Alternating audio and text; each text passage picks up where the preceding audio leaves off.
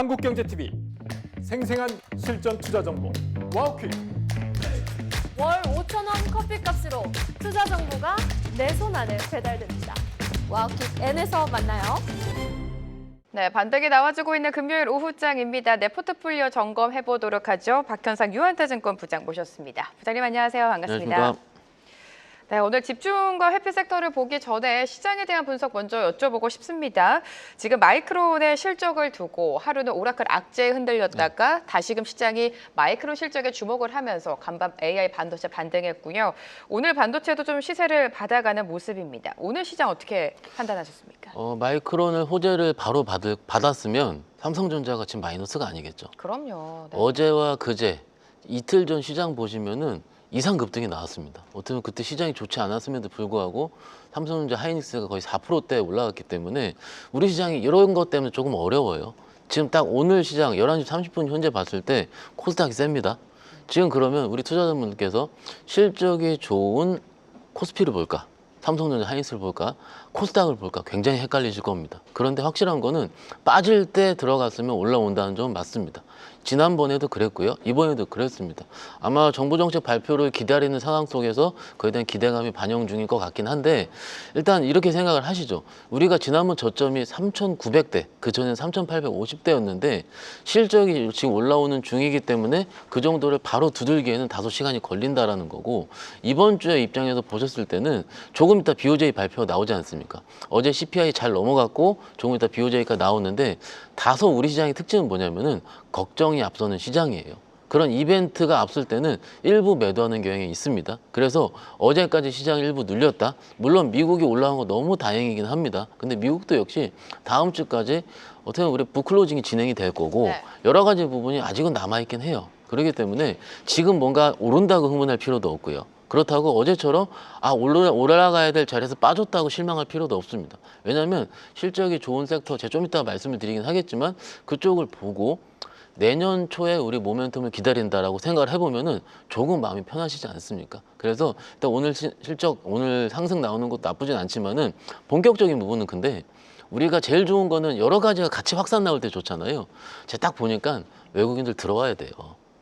외국인이 들어오지 않는 시장에서는 지금 오늘처럼 플러스가 나더라도 섹터에 한정돼서 갑니다. 그럼요. 뭐냐면 네. 다른 걸 팔고 넘어간다는 거죠. 그래서 외국인이 500억이든 1000억이든 조금만 들어온 스탠스만 보이더라도 근데 제가 경험적으로 봤을 때 연말 연초에 들어오더라고요. 그래서 그거 며칠 안 남았어요. 영업일수 6, 7일밖에 안 남았어요. 그거를 잘 견뎌내자 이렇게 말씀드리고 있습니다. 네, 이번 주 외국인의 수급을 보면 월요일부터 오늘까지 계속해서 물량을 내놓고 그럼요. 있습니다. 다음 주에 외국인의 수급이 돌아올 수 있을지는 체크를 해봐야 될 것 같고요. 부장님의 섹터를 보면 그럼에도 여전히 집중은 반도체를 가지고 오셨습니다. 마이크론 이야기, AI 버블로는 내년에도 계속해서 이렇게 불거질 것 같은데 그렇죠. 일단 조정이 나왔을 때 매수 관점이 유효하다라는 말씀이신 것 같아요. 반도체 안에서도 어떤 거 보고 계십니까? 또 반도체 큰 거 봐야죠. 종목은 이따 말씀을 드리긴 할 네네. 텐데 반도체 섹터 봤을 때 실적이 되는 거예요. 되는 거가 우리가 알고 있는 삼전 하이닉스입니다. 그런데 제가 증권사 입사하고 나서 시장에 참여하고 나서 이렇게 이익 추정치 상향이 빨리 되는 건 처음 봤어요. 그냥 뭐 예를 들어서 내년 지금 양 회사 합쳐서 200조 부르지 않습니까? 시장에서. 그런데 그게 그렇게 나빠 보이진 않는다는 겁니다. 예전에 우리가 외국계 추정치를 봤을 때 한 번 나오고 뭐 예를 들어 골드만삭스가 유가가 $100 돌파할 것 같다. 그럼 가끔 앵커님 같이 웃었잖아요, 우리. 기억나시죠? 네. 그런데 여러 하우스들이 지속적으로 계속 나오고 있어요. 그럼 그들도 리서치 센터 조직이 있고 굉장히 논리적인 조직이기 때문에 하나가 이런 식으로 우리가 과거에 봤을 때 외국계에서는 항상 좋지 않게 반대로 얘기한다라는 이런 것들은 저는 옳지 않다고 생각을 합니다. 일단 마이크론 테크놀로지 실적 발표하고 나서 미국발도 충분히 나왔고 거기서 나온 것 같은 경우는 메모리도 좋은데 HBM도 좋다 이거 아닙니까? 최근에 뉴스 보시면 크루셜 제품 접겠다라고 그랬어요. 그게 소비자로 직접 가는 제품일 텐데 편하게 D램 접고 HBM 간다예요 그냥. 근데 마이크론이 그렇게 하는 입장에서 봤을 때 당연히 그럼 기존 D램이 어떻겠습니까? 기존 D램도 부족이 나올 겁니다. 그러면 아마 제가 뉴스상으로 보는 건데 삼성전자 CEO랑 그리고 마이크론 CEO가 우리 CES 1월 달에 하지 않습니까? 그때 만날 수도 있다. 왜냐하면 D램 공급 부족에 논의하기 위해서 이런 뉴스도 제가 본 것 같긴 합니다. 그만큼 D램 공급 부족은 계속될 가능성이 크기 때문에 실적 추진이 올라가고 지금 시즌 말씀드린 이유는 장이 많이 빠졌죠. 빠졌다가 지금 올라오는 중에는 우리가 많이 헷갈릴 겁니다. 그럴 때는 일단은 실적이 되는 쪽에서 반도체를 보면서 잘 견뎌내보자. 길어봤자 일주일입니다. 네. 네, 실적이 뒷받침되고 있는 반도체는 여전히 집중 섹터로 가지고 오셨고 회피에는 근거 없는 비관론이라고 네. 표현을 해주셨는데 어떤 의미입니까? 제가 유튜브 댓글을 네. 보거나 혹은 손님한테 얘기를 해보거나 네, 하면은 현장에서 네. 환율이 1,500원은 뚫을 것 같다. 음, 우리나라 돈 가치가 너무 없다. 그렇기 때문에 코스피가 곧 폭락할 것 같다. 아, 이런 게 장이 안 좋을 때마다 똑같이 레파토리로 나오는데 불안감 속에. 네. 네. 그런데 최근에 오늘 장이 오르는데 환율이 그럴싸하게 빠지고 있지 않잖아요, 지금. 약간 빠지고 있는 수준이죠. 그럴 때 항상 제가 경험적으로 봤을 때 지금 수준 혹은 여기서 한 번 더 빠지게 되면 그때 어이없이 손절을 친다는 겁니다. 그리고서 다시 시장에 돌아오질 못해요. 왜냐하면 여러분들께서 혹은 그런 분들께서 손절 쳤던 가격대가 너무 싼 가격에 손절을 쳤기 때문이죠.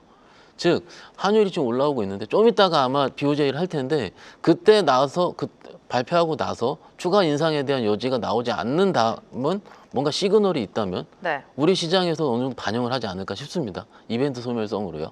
그렇게 된다면 지금 우리가 계속 얘기했던 거 또 이런 말씀 많이 하시죠. 산타랠리라고 했더니 좀 있으면 까치랠리라고 한다고. 그게 시장이 오를 때는 어쩔 수가 없어요. 전문가들 입장에서 봤을 때는. 그런데 막상 시장이 오르고 있는 중간에서는 올라야 될 논리는 실적으로 우리가 얘기를 하고요. 빠지게 될 때 어떻게 얘기합니까? 미국 북클로징 얘기하지 않습니까? 네. 그게 어떻게 보면 논리상으로 맞겠다 얘기를 하는데 막상 우리가 실질적으로 접하고 있을 때는 아직 실적이 되는 거예요. 그건 맞습니다. 그렇기 때문에 너무 안 좋게 볼 필요도 없다 말씀드립니다. 네, 근거 없는 비관론에 치우치지 말고 실적이 뒷받침되는 섹터를 보자라는 말씀이신 것 같은데 부장님의 비중을 또 살펴보도록 하겠습니다. 일단 반도체 비중을 올리셨어요. 10에서 20%. 부장님의 포트 자체가 굉장히 세분화가 되어 네. 있었는데 반도체 비중이 20%로 늘어났고요. 이 밖에 단기 매매도 20%, 증권, 전력기기, 엔터, 바이오, 지금 지주사만 편입이 제외가 됐네요. 네. 지주사랑 증권 좀 다르게 가져가야 될 것 같아요. 지금 증권 입장에서는 네. 미래에셋증권이 좀 튀고 있는 상황이기 때문에 일단 조금 더 보기로 하고요. 일단 지주사를 제외한 이유는 나빠서 제외를 했다기보다는 최근에 덜 빠졌습니다.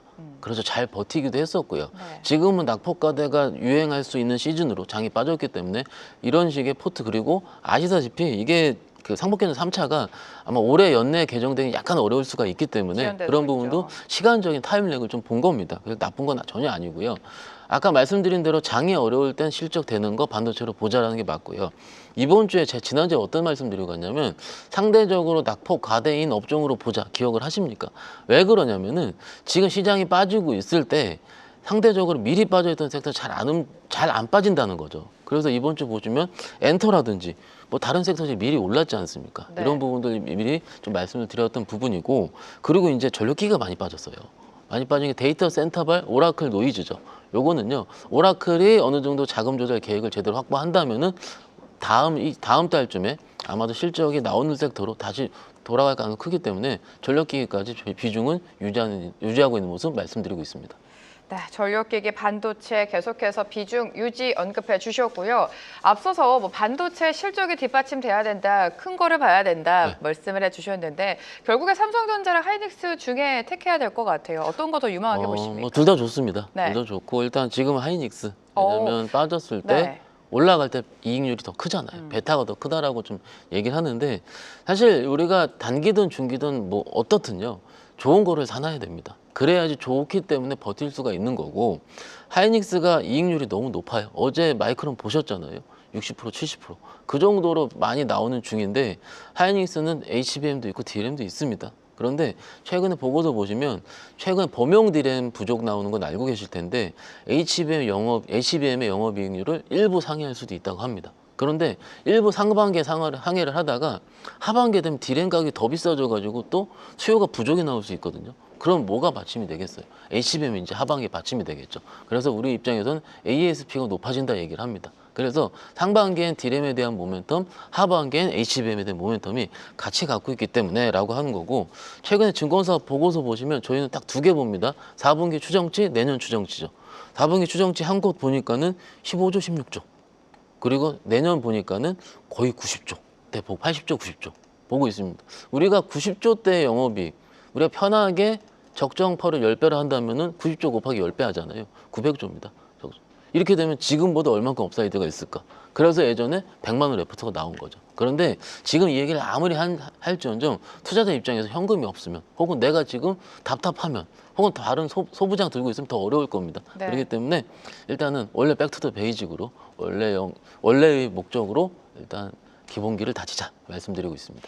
네, 조정이 나왔을 때 매수 관점, 특히나 반도체를 언급할 때 많은 전문가분들이 결국에 투톱을 봐야 된다라고 말씀을 해주십니다. 삼성전자보다는 상승의 폭이 좀 큰 SK하이닉스, 오늘도 좀 주가 희비가 엇갈리고 있죠. SK하이닉스 탑픽으로 제시해 주셨고, 단기 트레이딩 종목으로 오늘 파마리서치를 가지고 오셨네요. 제가 우하향하는 주식 잘 안 갖고 오는데 네. 근데 지금 시장 컨셉이 낙폭 과대, 그러니까 시장이 빠졌다가 다시 올라온다면 한두 번 정도는 낙폭 과대를 볼 수가 있습니다. 그런데 낙폭 과대 중에서 그러려한 명분이 좀 있어야 되죠.